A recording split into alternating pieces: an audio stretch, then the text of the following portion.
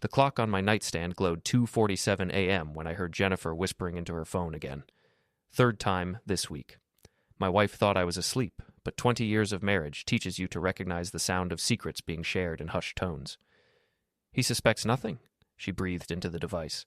Tomorrow's meeting will seal everything. I'm Nick Harlow, and I own Harlow Auto Repair on the south side of town. Nothing fancy, but it pays the bills and keeps food on the table. Jennifer works at Pinnacle Marketing, one of those glass and chrome places downtown where everyone wears expensive suits and talks about synergy like it means something. She giggled softly. Lucas, you're terrible. But yes, the house appraisal comes back Monday. Lucas Grant. I knew that name. Jennifer's new supervisor, the golden boy who drove a Tesla and wore $1,000 watches. She'd mentioned him plenty over the past few months, always with that particular tone women use when they're impressed by a man. Nick's at the shop until 8 most nights.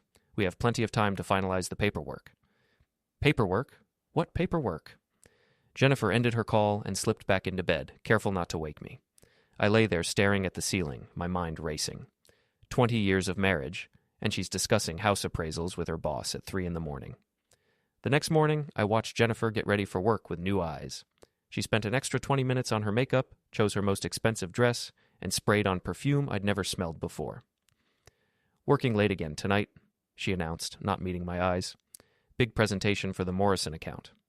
Sure thing, honey. I kept my voice neutral. I'll probably stay late at the shop, too. Manny's got that transmission job he wants to finish.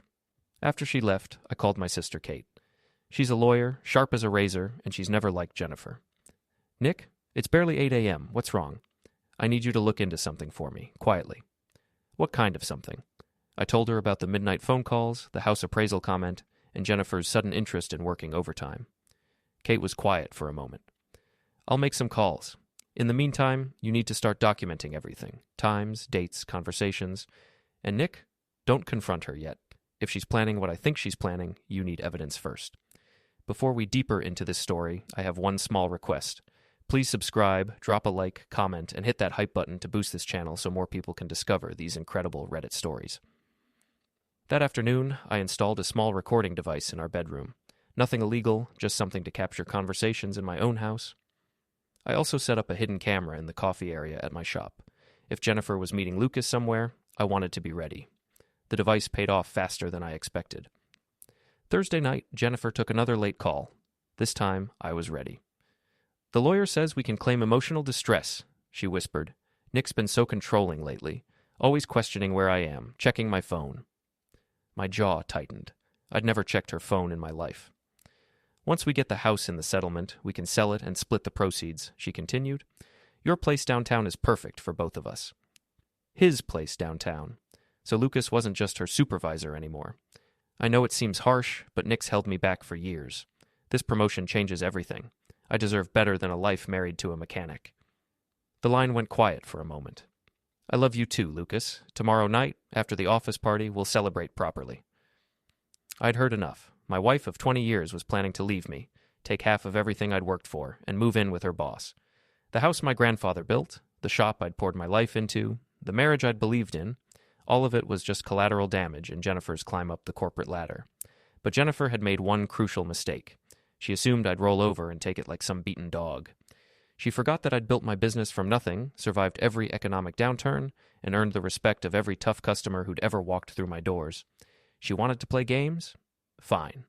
But she was about to learn that I didn't get where I am by giving up when things got difficult. Friday morning, I called in sick to the shop and drove downtown to Pinnacle Marketing. The building was all glass and steel, the kind of place that made my work boots feel out of place on the polished floors. I waited in the parking garage until I spotted Lucas Grant climbing out of his white Tesla. He was everything Jennifer had described. Tall, perfectly groomed, wearing a suit that probably cost more than most people make in a month. He walked with the confidence of a man who'd never had to work with his hands or worry about making payroll.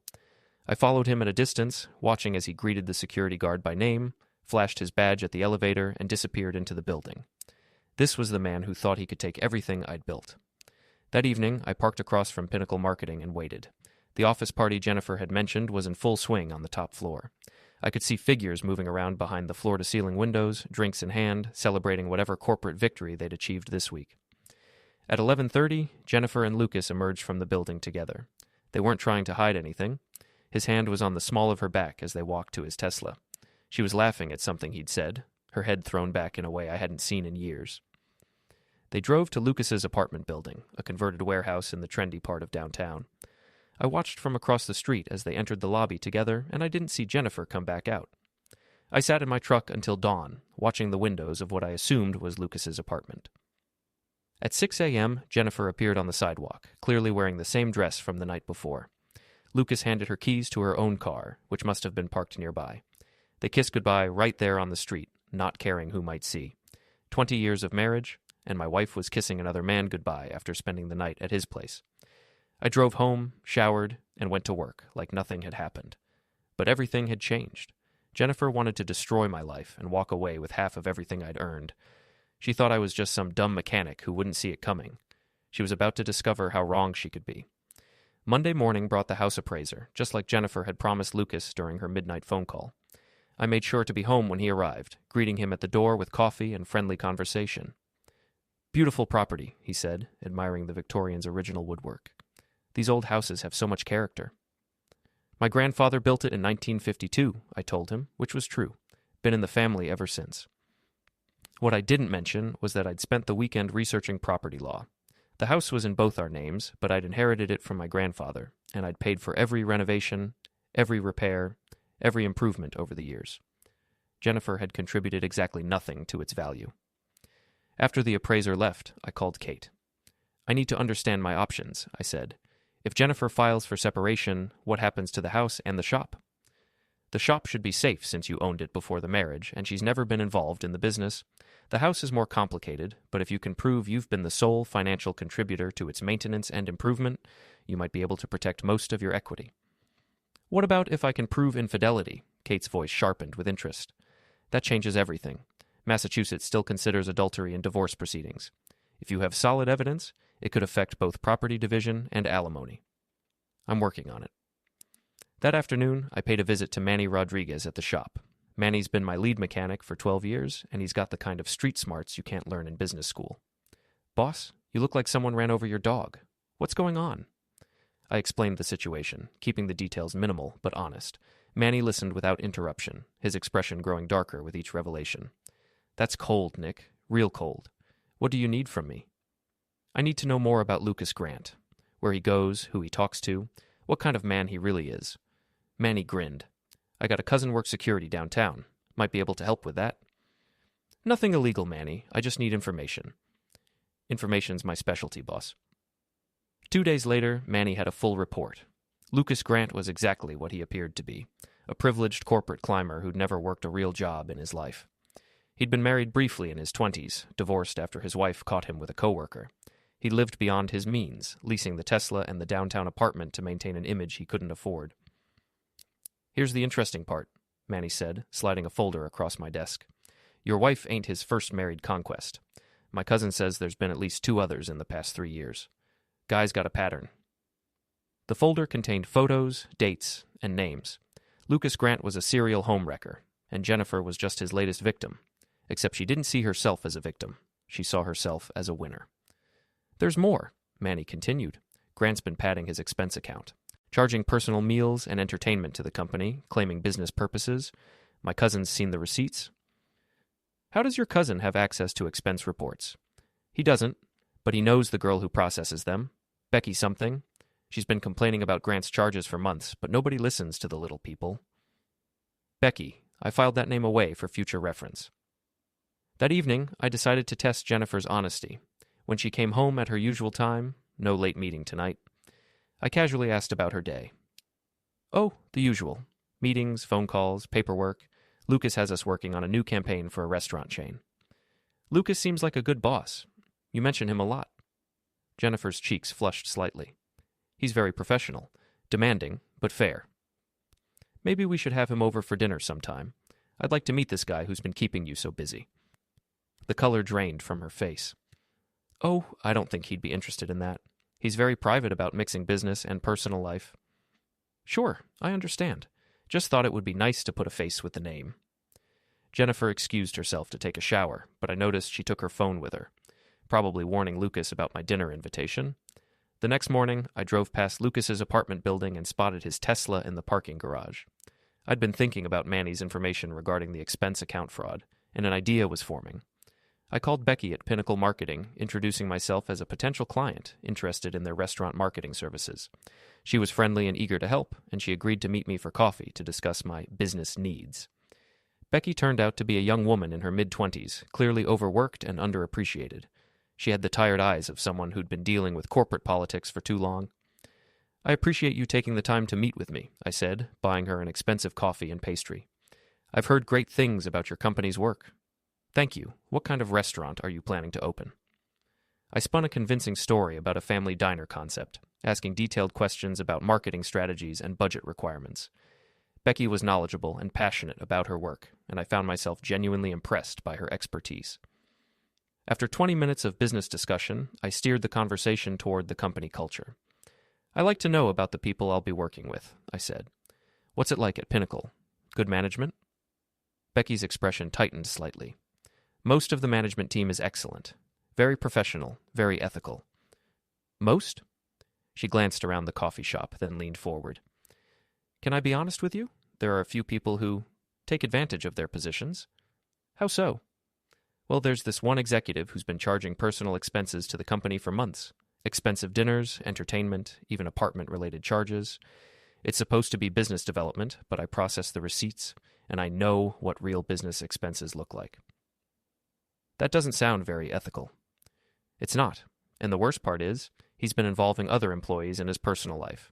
There are rumors about him and one of the married women in the office. It's creating a really uncomfortable work environment." I expressed appropriate concern and sympathy, then asked if she thought this would affect their ability to handle my account professionally. "Oh, absolutely not," Becky assured me. "Most of us are just trying to do good work despite the drama. But between you and me, I think someone should report the expense account issues to upper management. It's not fair to the rest of us who follow the rules." "Maybe someone will," I said. "These things have a way of coming to light eventually." Becky smiled. "I hope so. Companies need accountability, especially from their leadership." I left the coffee shop with more than I'd hoped for. Becky had confirmed the expense account fraud and hinted at the office affair without me having to ask directly. Better yet, she seemed like someone who might be willing to speak up if the right opportunity presented itself. That evening, Jennifer announced another late meeting. "Lucas wants to review the Morrison presentation one more time before we pitch it tomorrow," she said, avoiding eye contact. "Of course he does. You two seem to spend a lot of time on that account. It's a big opportunity for the company and for my career." After she left, I sat in my kitchen drinking coffee and planning my next move. Jennifer and Lucas thought they were playing a sophisticated game, but they were making amateur mistakes. They'd underestimated their opponent, and they'd left a trail of evidence that was getting longer every day. My phone buzzed with a text from Manny. "Boss, you need to see this. Meet me at the shop." I drove over to find Manny waiting with a manila envelope and a satisfied grin. "My cousin came through big time," he said, handing me the envelope. "Lucas Grant's building has security cameras in the parking garage. Guess who's been making regular visits?" The photographs were clear and time-stamped. Jennifer's car in Lucas's parking garage at various times over the past month, always in the evening, always staying until morning. "There's more," Manny said. "My cousin also got friendly with that Becky girl you mentioned. She's been documenting Grant's expense account fraud for weeks, keeping copies of everything. She's ready to blow the whistle, but she's scared about retaliation. What if she had backup, someone to support her story? Then Lucas Grant would be in serious trouble. Companies don't mess around with expense account fraud, especially when it involves management." I studied the photographs, feeling a cold satisfaction settle in my chest. Jennifer wanted to play games with my life? Lucas thought he could steal another man's wife and walk away clean? They were about to learn that some games have consequences they never saw coming. The Morrison presentation was scheduled for Thursday afternoon, which gave me 3 days to prepare my counterstrike. I'd been patient, gathering evidence and understanding my enemies, but now it was time to act. Wednesday morning, I called Pinnacle Marketing and asked to speak with Ms. Vale, the company president. Her assistant tried to screen me, but I mentioned that I had information about expense account irregularities that required immediate attention. 5 minutes later, I was connected directly to Ms. Vale. "Mr. Harlow, my assistant says you have concerns about employee expenses?" "That's correct. I've been considering your company for a marketing contract, but I've received some disturbing information about financial improprieties involving one of your executives." "I see. Would you be willing to meet in person to discuss this matter?" "Absolutely. but I should mention that I have documentation, including receipts and photographs. Ms. Vale's voice became very focused. Can you be here at 2 o'clock this afternoon? I'll be there. I spent the morning organizing everything Manny and Becky had provided. The expense account records, the parking garage photographs, the timeline of Jennifer and Lucas's affair. It all painted a clear picture of an executive using company resources to facilitate adultery. At exactly 2 p.m., I walked into Ms. Vale's office. She was a woman in her 50s, impeccably dressed, with the kind of sharp intelligence that had probably built Pinnacle marketing from nothing. Mr. Harlow, please have a seat. I understand you have concerns about one of our employees. Lucas Grant, your VP of Client Development. Her expression didn't change, but I caught a flicker of recognition in her eyes. What specific concerns do you have about Mr. Grant? I laid out the evidence methodically. The expense reports showing personal charges disguised as business entertainment, the pattern of expensive dinners that corresponded with his meetings with Jennifer, the parking garage photos proving their relationship. This is quite serious, Ms. Vale said, reviewing the documents. May I ask how you obtained this information? My wife works here, Jennifer Harlow, in account management. She's been having an affair with Mr. Grant for several months, and he's been using company funds to finance their relationship. Ms. Vale's professional mask slipped for just a moment. I see. And you're bringing this to my attention because I believe companies should maintain ethical standards, especially regarding the use of corporate resources. And because I think you should know that 2 of your employees are creating a situation that could expose Pinnacle to legal liability. Legal liability? If Mr. Grant is using his position to coerce subordinates into relationships, that's a harassment issue. If he's falsifying expense reports, that's fraud. Either way, it's a problem for your company. Ms. Vale studied the photographs again. Mr. Harlow, I appreciate you bringing this to my attention. We take these matters very seriously at Pinnacle. I'm sure you do. I also think you should know that other employees are aware of the situation. It's affecting morale and creating an uncomfortable work environment. Do you have names of other employees who can corroborate this information? I might be able to arrange that, if necessary. Ms. Vale nodded slowly. I'll need to conduct a thorough investigation before taking any action. In the meantime, I'd appreciate your discretion regarding this matter.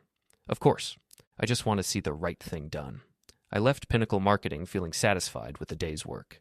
Ms. Vale struck me as someone who wouldn't tolerate fraud or harassment in her company, and I'd given her plenty of ammunition to use against Lucas.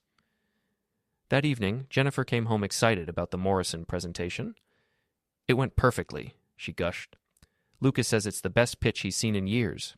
We should hear back from them by Friday. That's wonderful, honey. I'm sure your hard work will pay off. Lucas thinks I'm ready for a promotion, maybe even a transfer to a different department. Really?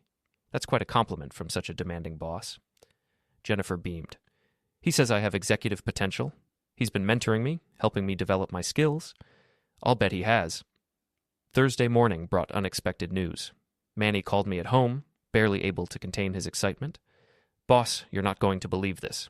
My cousin says there's been drama at Pinnacle all morning. Security escorted Lucas Grant out of the building around 9 a.m. Escorted out? Suspended pending investigation, according to the rumors. Something about expense account fraud and inappropriate conduct with employees. I felt a surge of satisfaction. Ms. Vale had moved faster than I'd expected. What about Jennifer? She's still there, but word is she's been called into meetings with HR and upper management. My cousin thinks they're trying to figure out how deep this thing goes. Keep me posted on anything else you hear. Will do, boss. And Nick, nice work. I spent the day at the shop, trying to act normal while my phone buzzed with updates from Manny. Lucas had been suspended without pay. Jennifer was being questioned about her relationship with him and her knowledge of the expense account issues. The Morrison account presentation had been postponed pending the investigation. Jennifer came home that evening looking shaken and angry. There's been a misunderstanding at work, she said, not meeting my eyes. Someone made false accusations against Lucas. What kind of accusations? Expense account irregularities. It's ridiculous. Lucas is the most ethical person I know. I'm sure it will get sorted out if there's nothing to the accusations. The problem is, they're treating everyone who worked with Lucas like we're guilty by association. I've been questioned twice today about projects we worked on together. That must be stressful. Jennifer's voice rose. It's more than stressful. It's character assassination. Someone with a grudge is trying to destroy Lucas's career, and they don't care who gets hurt in the process. Maybe Lucas made some enemies along the way. Corporate politics can be brutal. This isn't politics, it's sabotage. And I think I know who's behind it. My pulse quickened. Oh? There's this girl in accounting, Becky. She's always been jealous of successful people. I wouldn't be surprised if she fabricated evidence just to cause trouble. That's a serious accusation, Jennifer. Are you sure about that? I'm sure she's capable of it. Some people can't stand to see others succeed. I nodded sympathetically while mentally noting that Jennifer had just confirmed Becky's involvement. My wife was angrier than I'd ever seen her, but she was also scared. The perfect life she'd been planning with Lucas was crumbling, and she didn't understand why. Friday brought more bad news for Jennifer. Lucas had been terminated for cause, which meant no severance package and no positive references. The Morrison account had been reassigned to a different team. Jennifer herself was being transferred to a different department, effectively ending her advancement opportunities. They're punishing me for Lucas's supposed crimes, she complained over dinner. It's completely unfair.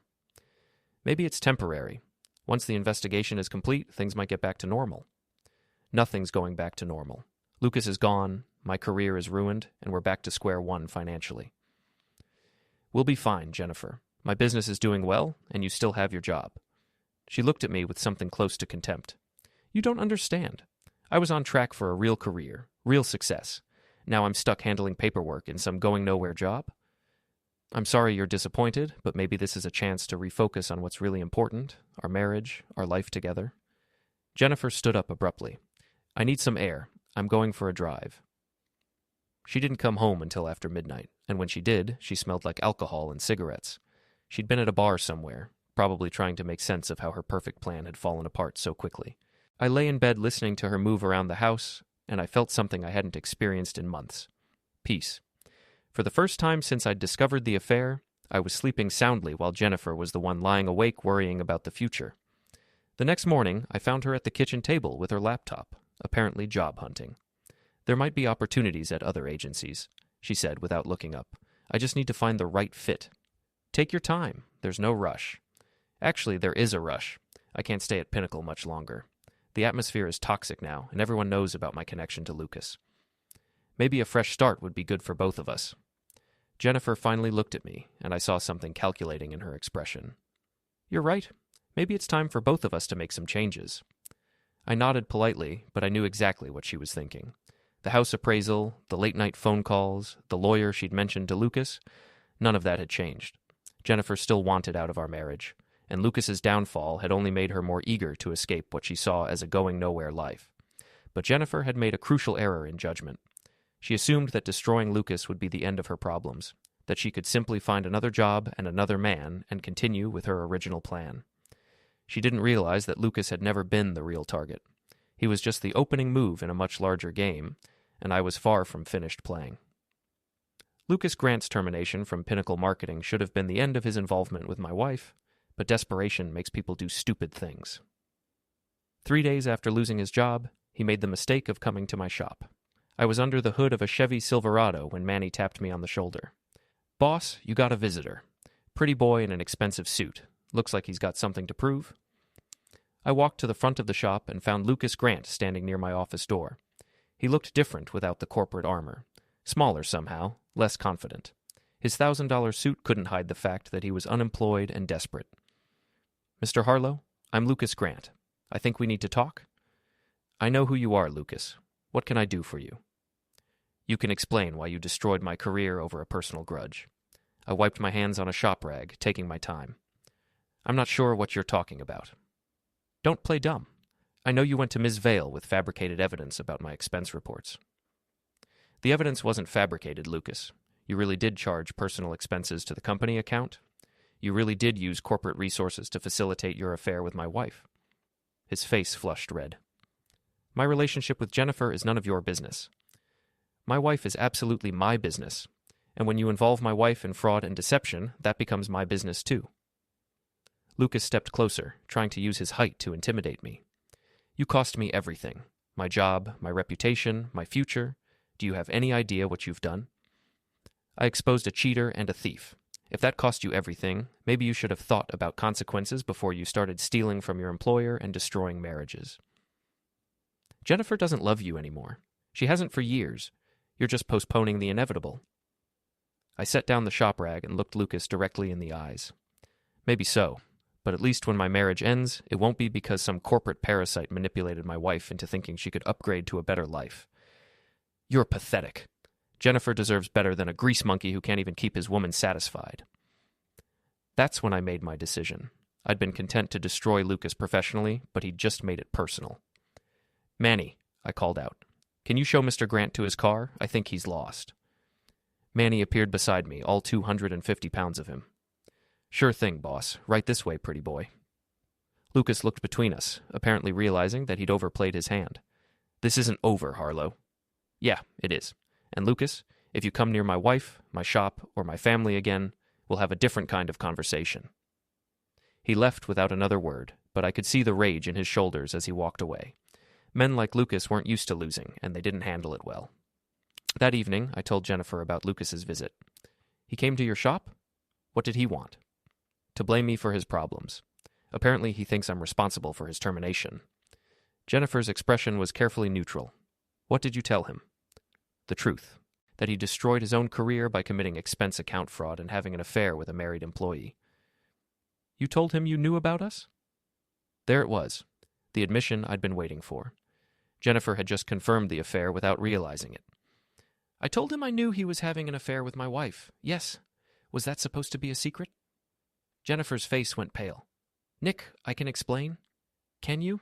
Because I'd love to hear how you explain the midnight phone calls, the house appraisal, the nights you spent at his apartment, and the plan to leave me and take half of everything I've worked for. She stared at me in shock. How long have you known? Long enough. The question is, what happens now? Jennifer sat down heavily at the kitchen table. I never meant for it to happen this way. But it did happen this way. You made choices, Jennifer. You chose to have an affair, you chose to plan a divorce behind my back, and you chose to let Lucas use company money to finance your relationship. I was going to tell you eventually. When? After you'd already filed the paperwork and moved out? She didn't answer, which was answer enough. Here's what's going to happen, I said, keeping my voice low, and even so she couldn't mistake the firmness in it. I leaned forward, fingers laced on the kitchen table between us, the domestic light turning the ordinary scene into something that felt more like a negotiation than a conversation. You're going to end all contact with Lucas Grant. You're going to focus on your job and try to rebuild some credibility at Pinnacle, and you're going to decide whether you want to save this marriage or end it honestly. Jennifer's mouth parted, not in an argument, but in the slow realization that this wasn't another round of evasions. Her eyes darted away for a heartbeat, practicing composure. And if I choose to end it? She asked, voice small but steady. Then we'll handle it like adults, I answered. Lawyers, mediation, a fair division of assets. I felt no satisfaction in saying it, only a resolve that had been hard-earned. But Jennifer, if you try to screw me over financially or legally, you'll discover I'm much better at playing dirty than you thought. The warning wasn't theatrical. It was a fact now, one that came from months of planning and a willingness to act. She stared at me for a long, hard moment. Something like respect, or at least a grudging acknowledgement, passed across her face. You're different than you used to be, she said, almost as if naming a new truth. No, I replied before I could stop myself. I'm exactly the same. You just never bothered to pay attention before. The words landed harder than I'd intended, but they were true in their own way. For the next few days, the house settled into an uneasy civility. Jennifer went to work on time, came home at reasonable hours, and kept conversations professional, about meetings, budgets, the dull minutiae of corporate life. She avoided saying Lucas's name, and I avoided asking about him. It felt fragile and contrived, but for a moment I allowed myself to hope that the worst of the storm might have passed. Saturday morning blew that hope away. When I pulled up to the shop, the glass front window was a gaping, jagged smile. A hand-scrawled slur, cheater, had been sprayed across my office door in thick black letters, the paint still glossy. My heart gave a small, ugly lurch. The cash register had been smashed open. The drawer lay on the floor like a defeated animal. There was nothing missing. I'd never left cash in the till overnight. But the message was clear. Someone wanted me humiliated. Manny arrived not long after, wiping his hands on a rag, taking in the scene with a disgust that made his jaw clench. He moved slowly, like a man who'd seen small-town vandalism before, but not quite like this. Lucas? He asked, voice flat, looking at me for confirmation. It has to be, I said. I tried to sound certain, but certainty was a brittle thing. Who else would have motive? Manny spat on the ground and shook his head. You calling the cops? I considered it. Part of me wanted the official record immediately, photographs, a report, everything laid bare in black and white. But another part of me, the part that had been building leverage for months, wanted to see if we could fix this without turning it into another public spectacle. Not yet, I told him. Let's see if we can handle it ourselves first. He glanced at me like he was weighing loyalty. What are you thinking, boss? I told him. I kept the plan simple and practical. Lucas wants to play games? Let's show him what games really look like. That afternoon, I made a call I'd hoped I'd never need to place. Officer Malloy had been buying coffee at my shop for years. He knew the regulars by name, the kind of cop who'd grown used to friendly chats over steamed milk. When he answered, there was a warmth in his voice that made the request feel less transactional. Danny, I need a favor, I said. Nothing official, just friendly advice. What kind of advice, Nick? He asked, curious. I laid out the situation. Smashed window, paint on the door, my suspicions about Lucas. I kept my tone light. I didn't want it recorded as agitation. You think you could have a conversation with him? You know, remind him what happens to people who vandalize businesses? Danny didn't laugh. Instead, he made a small, practical sound. I might be able to arrange that kind of conversation. Purely educational, of course. Of course. 2 hours later, Danny called back. Had a nice chat with your friend Lucas, he said with an inflection that made the rest of the sentence unnecessary. Turns out he's very interested in learning about vandalism laws, trespassing statutes, and penalties for harassment. Real eager student. I let out a breath I hadn't realized I'd been holding. Thanks. I appreciate the education you provided. Happy to help. The line hummed a moment. Oh, and Nick? Mr. Grant mentioned he might be leaving town soon, said he's got family in California who could help him find work. Fresh start, I said. The words felt petty next to the relief. That's good for him. Fresh starts are good for everyone, Danny agreed, but there was a little edge to it that said he'd made his point in a way words alone couldn't. When I hung up, I felt the situation tilt back into manageable territory, but the universe, or perhaps Lucas, wasn't finished making noise. That evening, Jennifer came in from work pale and shaking from a phone call. Her face was the color of the kitchen tiles. Lucas says you threatened him, she accused before I could even greet her. She wasn't yelling, but every syllable had knife-edge intensity. He says you sent a police officer to intimidate him. I didn't threaten anyone, I said calmly, but I reported the vandalism to a friend on the force. If Lucas felt intimidated by that conversation, maybe it's because he knows he's guilty. She pressed her palms flat to the counter, breath coming in quick little bursts. He's talking about filing charges against you for harassment. Let him try, I said. My voice didn't rise. I've got witnesses who saw him near my shop that night, security footage that shows the angle he approached from, and the paint on my door. If he's going to drag this into court, I'm ready. I'll show the footage, I'll show the timeline. He'll have a hard time making his story stick. Jennifer's expression flickered between fury and something like fear. You didn't think this through, she said finally. What if this escalates? What if he really does get a lawyer? Then we'll deal with it, I answered, like we deal with problems.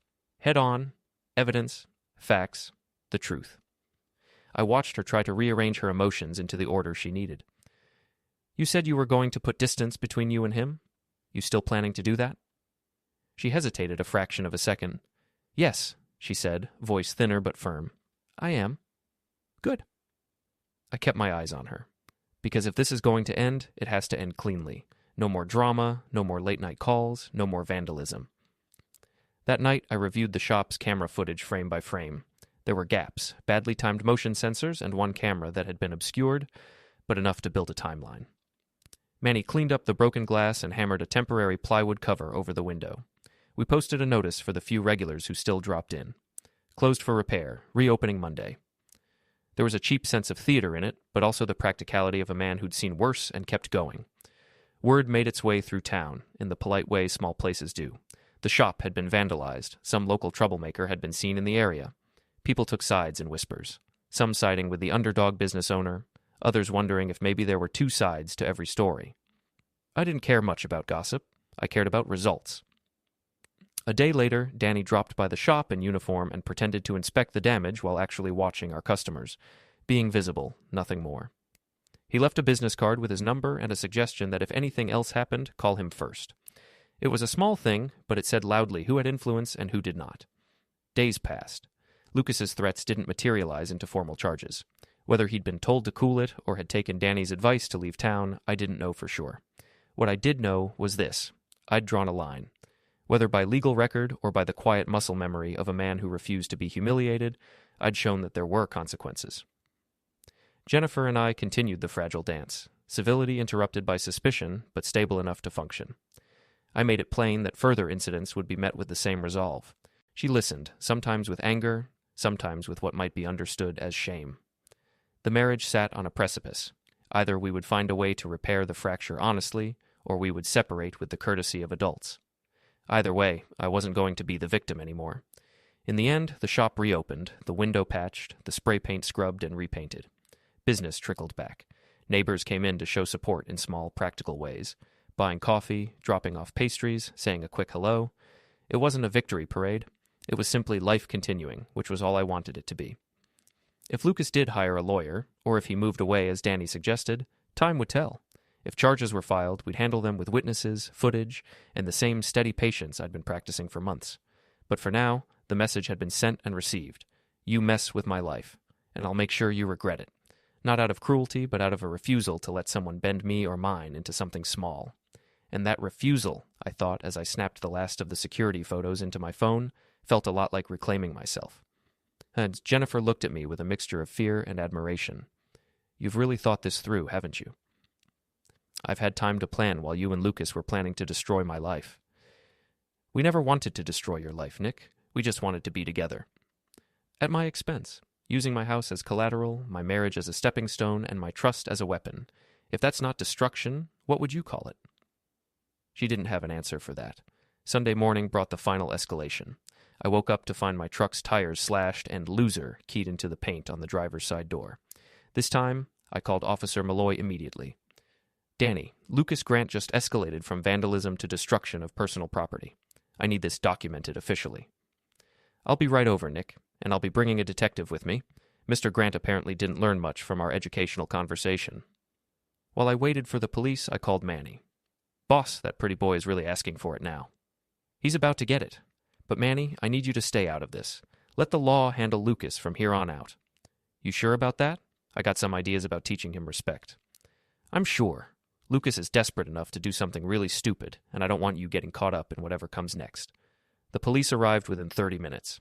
Officer Malloy and Detective Rodriguez took photographs, documented the damage, and asked detailed questions about my ongoing conflict with Lucas Grant.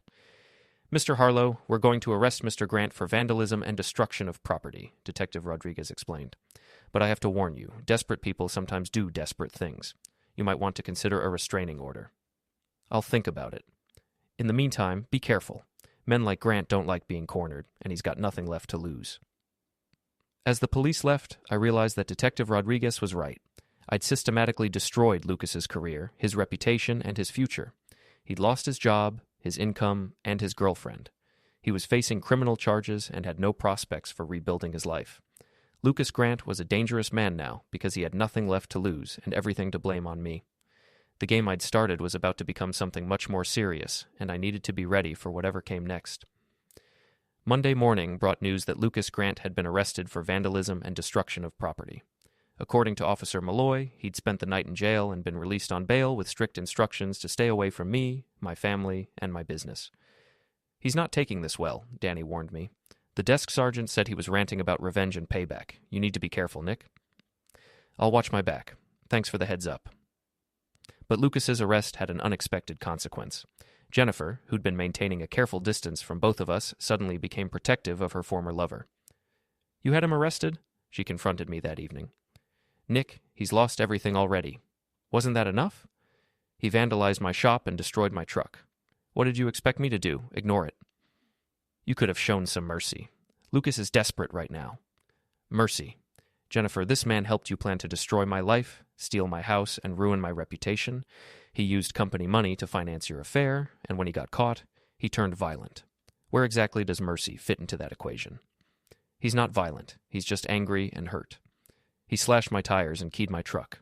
If that's not violent, what would you call it? Jennifer couldn't answer that, but I could see she was torn between loyalty to Lucas and recognition of reality. What happens to him now? She asked quietly. That depends on Lucas. If he pleads guilty and pays restitution, he'll probably get probation. If he fights the charges, he could face jail time.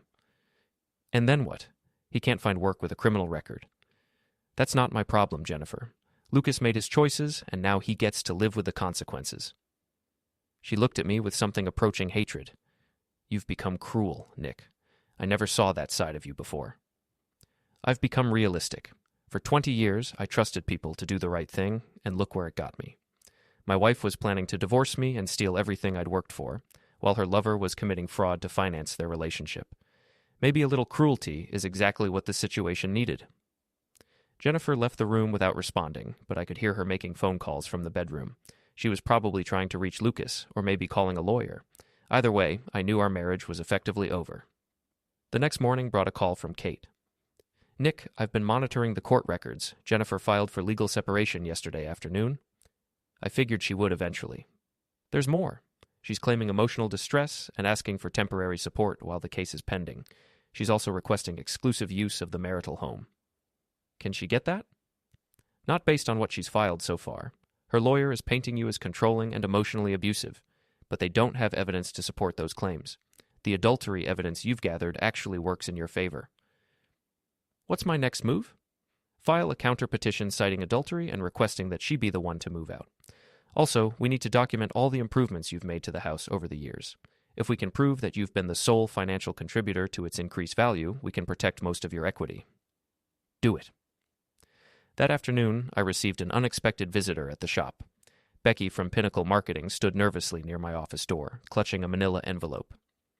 Mr. Harlow? I'm Becky Chen from Pinnacle. We met for coffee a few weeks ago. Of course, Becky. What can I do for you? I wanted to thank you for encouraging me to speak up about Lucas Grant's expense account fraud. Ms. Vale conducted a thorough investigation, and it turns out the problem was much bigger than I realized. How so? Lucas wasn't just padding his own expenses. He was approving fraudulent charges for other people too, including Jennifer.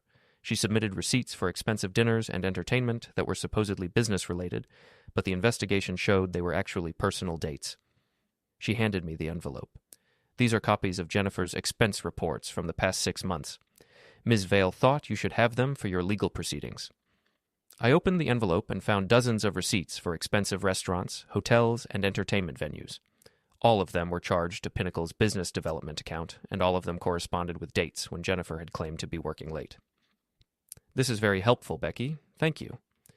There's something else. Jennifer tried to blame me for Lucas's downfall. She told several people that I fabricated evidence out of jealousy. Ms. Vale had to set the record straight in a company-wide meeting. I'm sorry you had to deal with that. It's okay. I'm just glad the truth came out. Oh, and Mr. Harlow, I heard about your separation. I hope things work out for you. After Becky left, I called Kate and told her about the expense account evidence. This is perfect, she said. Jennifer wasn't just having an affair, she was participating in fraud. That gives us even more leverage in the divorce proceedings. How much leverage? Enough to ensure that she doesn't get a penny in alimony, and possibly enough to make her responsible for legal costs. Nick, when this is over, you might actually come out ahead financially. That evening, I confronted Jennifer with the expense reports. Care to explain these charges to Pinnacle's business account? I asked, spreading the receipts across the kitchen table. Jennifer's face went white as she recognized the evidence. Where did you get those? Does it matter? The point is, you weren't just having an affair, you were committing fraud. You used company money to pay for your dates with Lucas. Those were legitimate business expenses. Really? The Ritz-Carlton charges? The 5-star restaurant bills? The weekend getaway to Cape Cod? All business? Jennifer sat down heavily. You don't understand the pressure I was under. Lucas said these expenses were normal for executives at my level. Lucas was stealing from the company, and he convinced you to help him. Now you're both facing the consequences. What consequences? For Lucas, criminal charges and a ruined career. For you, termination from Pinnacle and a divorce settlement that leaves you with nothing. You can't take everything, Nick. I have rights. You had rights when you were an honest wife. You forfeited those rights when you decided to commit adultery and fraud. Jennifer looked at me with desperation. What do you want from me? I want you to sign an uncontested divorce agreement that leaves you with your personal belongings and nothing else. No alimony, no claim on the house, no share of my business assets. That's not fair. Fair? Jennifer, you spent months planning to destroy my life. You committed fraud, adultery, and conspiracy. You're lucky I'm not pressing criminal charges. You wouldn't do that. Try me. I've got evidence of your expense account fraud, documentation of your affair, and recordings of you planning to leave me and take half my assets. If you want to fight this in court, I'm ready for that battle." Jennifer stared at the receipts for a long moment. "And if I sign your agreement? Then you walk away clean. No criminal charges, no public humiliation, no destroyed reputation. You find a new job, start over, and pretend none of this ever happened. I need time to think. You have 24 hours. After that, the offer expires, and we do this the hard way." Jennifer spent that night packing her belongings. I could hear her moving around the house, opening drawers and closets, taking inventory of 20 years of shared life. In the morning, she sat at the kitchen table with Kate's divorce agreement in front of her. "This is really what you want?" she asked. "To end 20 years of marriage with nothing but anger and revenge?" "This is what you wanted, Jennifer. You planned to leave me anyway, remember? I'm just making sure you don't profit from your betrayal." She signed the papers without another word. 2 hours later, Jennifer loaded her car with suitcases and boxes and drove away from the house we'd shared for 2 decades. She didn't say goodbye, didn't apologize, didn't look back. I stood in the driveway watching her taillights disappear, and I felt something I hadn't expected. Emptiness. Not regret, exactly, but a hollow sensation where 20 years of marriage used to be. My phone buzzed with a text from Manny. "Boss, heard Jennifer moved out. You okay?" I typed back, "I'm fine. See you tomorrow." But I wasn't fine, not really. I'd won the war against Jennifer and Lucas, but victory felt different than I'd expected. The house was quiet, the future was uncertain, and I was 40 years old and starting over. Still, as I walked back into my grandfather's house, my house now, I felt a satisfaction that ran deeper than the emptiness. I'd been betrayed by the person I trusted most, but I hadn't been destroyed. I'd fought back, protected what was mine, and ensured that betrayal carried a price. Lucas Grant was unemployed, facing criminal charges, and blacklisted from corporate work. Jennifer was divorced, disgraced, and starting over with nothing but her personal belongings. And me? I still had my business, my house, my reputation, and my self-respect. Sometimes that's what victory looks like. 3 months after Jennifer moved out, I thought the drama was finally over. Lucas had pleaded guilty to vandalism charges, paid restitution for the damage to my shop and truck, and disappeared from town. Jennifer had found a job at a smaller marketing firm in Springfield, taking a significant pay cut and starting over at the bottom of the corporate ladder. I'd settled into a routine of work, home, and rebuilding my life when Manny brought me news that changed everything. "Boss, you're not going to believe what my cousin found out," he said, sliding a folder across my desk. "Lucas Grant is back in town, and he's been talking to people about you." "What kind of talking?" "The kind where he's trying to convince people that you're some sort of criminal mastermind who destroyed his life through illegal surveillance and harassment." I opened the folder and found printouts of social media posts, forum discussions, and even a draft letter to the local newspaper. Lucas had been busy during his exile, crafting a narrative that painted him as the victim and me as the villain. "He's planning something big," Manny continued. "My cousin says Lucas has been meeting with a lawyer, talking about filing a civil suit against you for defamation and intentional interference with business relationships. Can he do that? Probably not successfully, but he can make your life miserable trying.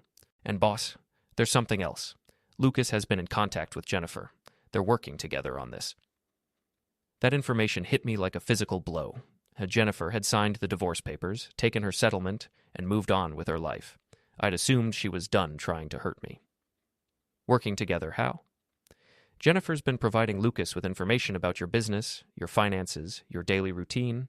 She's also agreed to testify that you were emotionally abusive during your marriage and that you used illegal surveillance to gather evidence against her." I leaned back in my chair, processing this new betrayal. Jennifer wasn't content with losing our marriage. She wanted to destroy my reputation and my business too. "There's more," Manny said quietly. "Lucas has been spreading rumors around town about your shop, telling people that you overcharge customers, that you do shoddy work, that you're not trustworthy. He's been posting fake reviews online, calling the Better Business Bureau with complaints, even contacting some of your biggest customers directly." "Which customers?" "Morrison Construction, for one. They've been bringing their fleet here for 10 years, but Lucas convinced them that you're under investigation for fraud. They're talking about taking their business elsewhere." Morrison Construction represented nearly 20% of my annual revenue. Losing them would be a serious financial blow.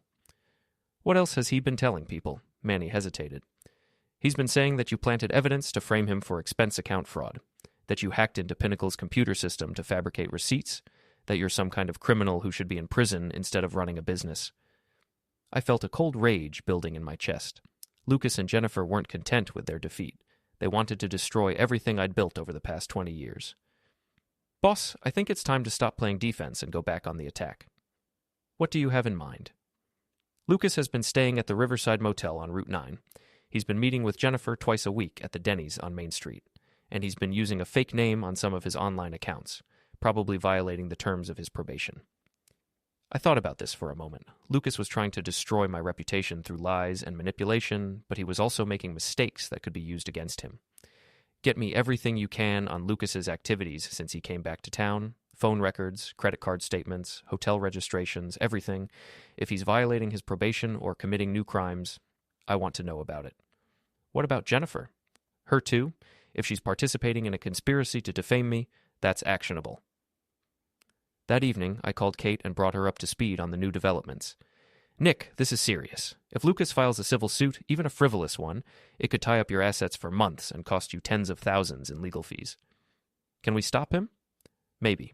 If we can prove that he's acting in bad faith, filing false complaints, or violating the terms of his probation, we might be able to get a restraining order that prevents him from contacting your customers or posting about your business. What about Jennifer? Conspiracy to defame is harder to prove, but if we can document her involvement in Lucas's campaign against you, we might have a case. I want to file first, put them on the defensive instead of waiting for them to attack. That's risky, Nick. If we move too aggressively, it could backfire. Kate, these people are trying to destroy my business and my reputation, and I'm not going to sit back and let them do it.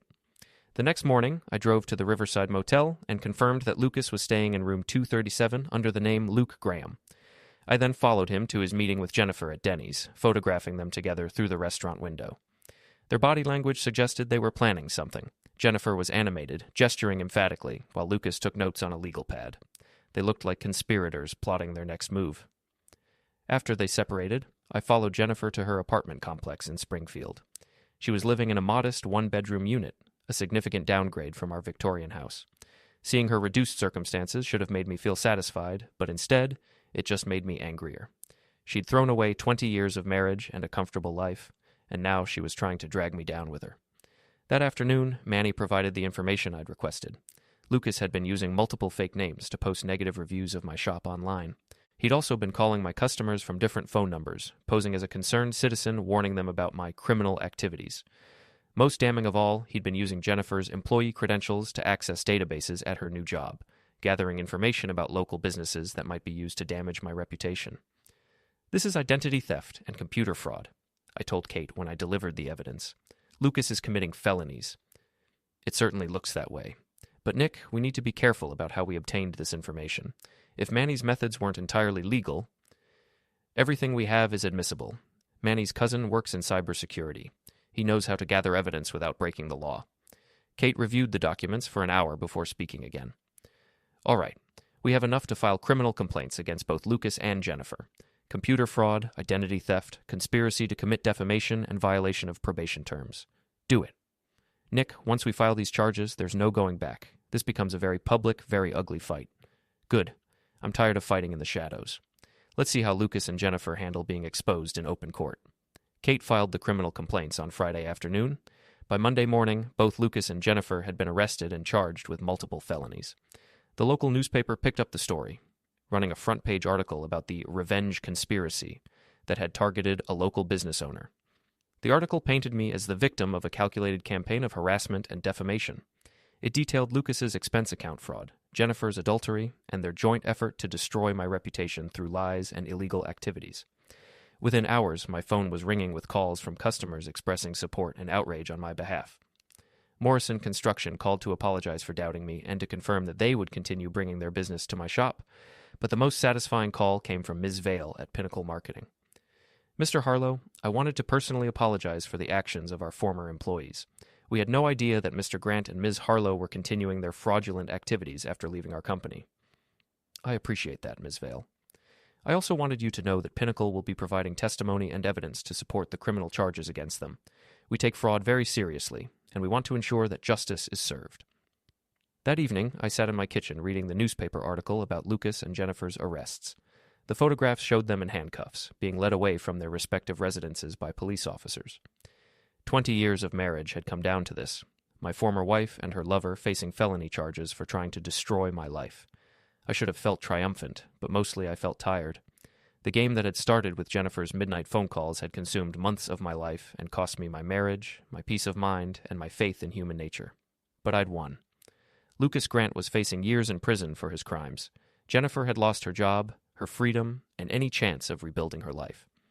My business was stronger than ever, my reputation was intact, and my enemies were defeated. The next morning, I opened Harlow Auto Repair as usual. Manny was already there, preparing for another day of honest work. "Boss, you see the newspaper?" "I saw it. How do you feel?" I thought about that question as I put on my work clothes and prepared to crawl under the hood of a Ford pickup truck. I feel like I can finally get back to work. And that's exactly what I did.